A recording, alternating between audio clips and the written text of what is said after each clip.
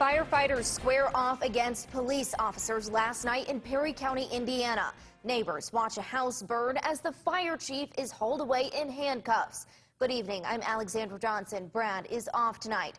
Officers step on scene and the fire chief tries to protect his turf. Eyewitness News' Stuart Hammer is following the story.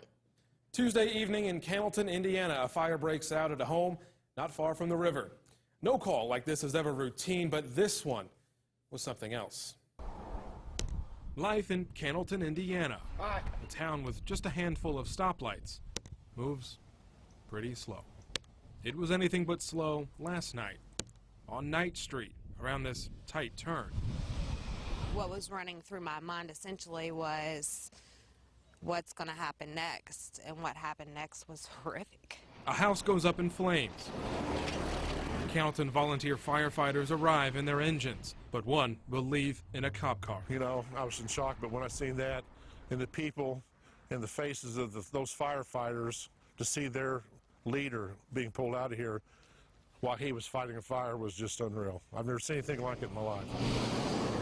Indiana State Police say Cannelton Fire Chief Christopher Herzog was arrested and charged with battery against an officer. This ain't good. A level 6 felony. Investigators say he pushed a Cannelton police officer multiple times as the officer was trying to clear the house. I don't condone the use of force on anybody, but if the officer was in danger or whatever, I can't tell you why they did what.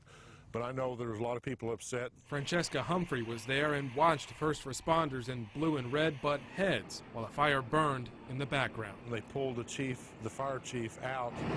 He came out, he was arrested, put in handcuffs. Neighbors there say police officers then told Cannelton firefighters to pack up. We're in charge of this scene now. And a lot of the fire department guys started saying, well, let's grab our gear and go. The assistant chief buckled out and said, no, fellas, we got to make sure this fire's out. Well, it wasn't. The house caught on fire again and burnt the rest of the way down. While first responders feud, They took him out of here in cuffs. a man lost his house And it's and everything heartbreaking to see. he owns. Now, I spoke briefly to Chief Herzog, who said he was meeting today with an attorney, but he did not return my call for more info. Fortunately, though, no one was hurt in this fire. All right, thank you, Stuart.